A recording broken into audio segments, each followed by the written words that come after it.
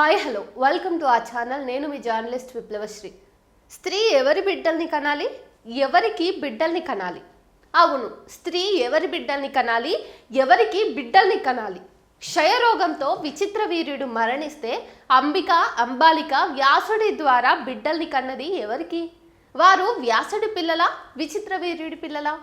శాపం వల్ల పాండురాజు సంసారానికి దూరమైతే కుంతి ధర్మరాజు, భీముడు, అర్జునుడిని, మాద్రి నకుల సహదేవులను కన్నది దేవతలక, పాండురాజుక? వారు ఎవరి బిడ్డల్ని కన్నట్టు? వంశాభివృద్ధి పేరిట స్త్రీ ఒక సాధనంగా మారిందని అనుకోవాలా? భారతం నిజంగా జరిగిందని నమ్మేవారు ఇవాళ తమ భార్యకో కోడలికో పిల్లలు లేకపోతే దేవతల్ని పిలవగలరా? మహర్షుల్ని పిలిచి కార్యం జరిపించగలరా? పోనీ ఒకరి భార్య మరో వ్యక్తితో బిడ్డని కంటానంటే ఒప్పుకుంటారా? ఆ బిడ్డకు తండ్రి ఎవరు? ఇటీవల దేశం అత్యున్నత న్యాయస్థానం ఇచ్చిన తీర్పు ఏమని చెప్తోంది? సరే, ఇలాంటి సమస్య ఒక మహిళకు వచ్చింది. పేరు సింగారవ్వ. తండ్రి నీచుడు, చిన్నతనంలోనే శవం చేత కూతురికి తాళి కట్టించిన దుష్టుడు. ఆ తర్వాత తాళి తెంచేసి ఆస్తి కోసమే అదంతా చేశానని సర్ది చెప్పాడు. తన ఇంట్లో పనిచేసే స్త్రీతో అక్రమ సంబంధం పెట్టుకున్నాడు. అది తెలిసి ఆమె తమ్ముడు మరియా కత్తితో అతన్ని చంపేందుకు రాగా ఆ వేటుకు ఆమెనే బలి చేశాడు. అక్కను చంపాడన్న నేరం మోపి మరియాను పోలీసులకు పట్టించాడు. సింగారవ్వ పెరిగి పెద్దయ్యాక తండ్రి ఓ జమీందారు సంబంధం చూశాడు. వైభవంగా పెళ్లి చేశాడు. జమీందారు భవనానికి సింగారవ్వ తన స్నేహితురాలు సీనింగితో కలిసి వెళ్ళింది. భర్తది రాజవంశం. అతను మంచివాడే, కానీ నాటకాల పిచ్చి. భార్య కన్నా నాటకాలే ప్రాణం. అతను అమాయకుడని, ఇట్టే మోసపోగలడని సింగారి గ్రహించింది. అయితే నపుంసకుడన్న విషయం మరి కాస్త ఆలస్యంగా తెలుసుకుందామే. స్త్రీ ఒళ్ళు తాకితే చాలు మూర్ఛతో పడిపోతాడు. అలాంటి వ్యక్తితో సంసారం ఎలా, బిడ్డను కనటం ఎలా? రకరకాల ఆలోచనల అనంతరం ఓ స్వామీజీ కనిపించాడు. నట్ట నడిరాత్రి వేళ పడక గదిలో పూజ చేస్తే పిల్లలు పుడతారన్నాడు. నిజమని నమ్మి భర్తకు తెలియకుండా అతన్ని తన భవనానికి పిలిచింది.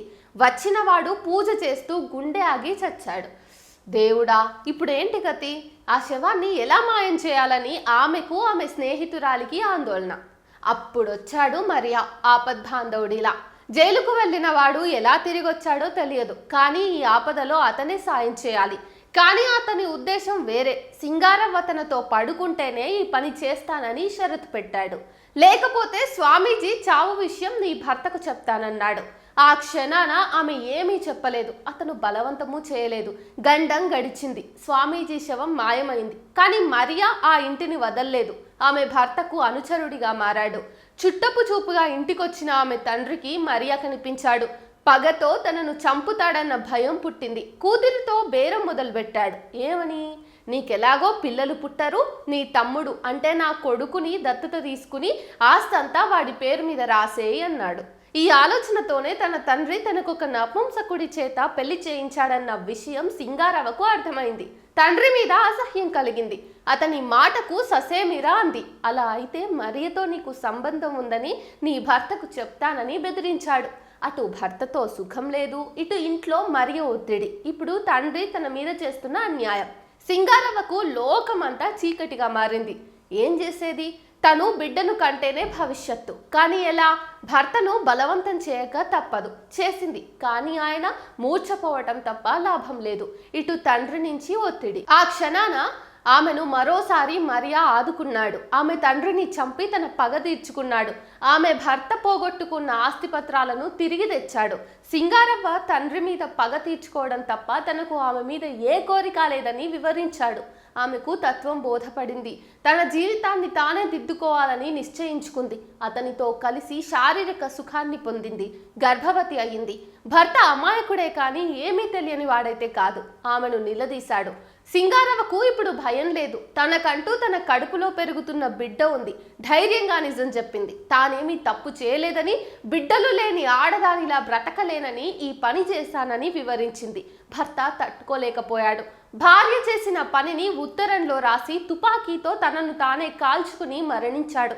మరోసారి సింగారవ్వ జీవితం అగాధంలో పడే సమయాన మరోమారు మరియా వచ్చి ఆ ఉత్తరాన్ని చింపేసి ఆ తుపాకీని పట్టుకుని తానే ఆయన్ని హత్య చేసినట్లు ఒప్పుకున్నాడు. జైలుకు వెళ్ళాడు. సింగారవ్వ బతుకు బాగుపడింది, కొన్నాళ్లకు మగబిడ్డకు జన్మనిచ్చింది. కథ పూర్తయింది. జ్ఞానపీఠ పురస్కార గ్రహీత, సాహిత్య అకాడమీ మాజీ అధ్యక్షుడు చంద్రశేఖర కంబార రాసిన కన్నడ నవల సింగారవ్వ మత్తు అరమణೆ అంటే సింగారవ్వ మరియు రాజభవనం కథ ఇది. ఈ నవల ఆధారంగా ప్రముఖ దర్శకుడు టిఎస్ నాగభరణ కన్నడలో సింగారవ్వ సినిమా తీశారు. 2003లో ఉత్తమ కన్నడ చిత్రంగా జాతీయ పురస్కారం అందుకున్న ఈ సినిమాలో సింగారిగా ప్రేమ అద్భుతంగా నటించారు. ఆమె భర్తగా నపుంసక పాత్రలో అవినాష్ అంటే చంద్రముఖిలో రామచంద్ర సిద్ధాంతి ఫేమ్ నటించడం నిజంగా సాహసం. అత్యంత గంభీరంగా కనిపించే అవినాష్ ఆ పాత్ర కోసం తన బాడీ లాంగ్వేజ్ ని, గొంతును పూర్తిగా మార్చుకున్నారు. కొత్త నటులు చాలా స్ఫూర్తి పొందాల్సిన విషయాలవి. సింగారవ్వ మత్తు అరమణೆ నవలను కె సురేష్ తెలుగులోకి సింగారవ్వ పేరుతో అనువదించారు. ఈ కథకున్న మరో విశేషం ఏంటంటే దర్శకులు సౌమ్య వర్మ దర్శకత్వంలో ప్రముఖ కన్నటి లక్ష్మీ చంద్రశేఖర్ ప్రధాన పాత్రలో దీన్ని నాటకంగా మార్చారు. 2013లో పలు ప్రఖ్యాత వేదికలపై ఈ నాటకాన్ని ప్రదర్శించారు. మీరు ఈ సినిమా చూడండి, యూట్యూబ్లో అందుబాటులో ఉంది. అందమైన సంగీతం, అపురూపమైన సినిమాటోగ్రఫీ, గొప్ప నటన అన్నీ కలిసిన చిత్రం ఇది. అనువాద నవల కూడా చదవండి. కథలో కొంత మార్పు ఉన్నా రెండు ఎంచదగ్గ విశేషాలే. మరి నాటకం? ఎవరైనా సింగారవ్వ కథను తెలుగులో నాటకంగా మారిస్తే బాగుంటుంది. ఆ ప్రయత్నము జరగాలి. ఇంతకీ సుప్రీంకోర్టు ఇచ్చినటువంటి తీర్పులో మీ అభిప్రాయం ఏంటో కామెంట్ బాక్స్లో తెలియజేయండి.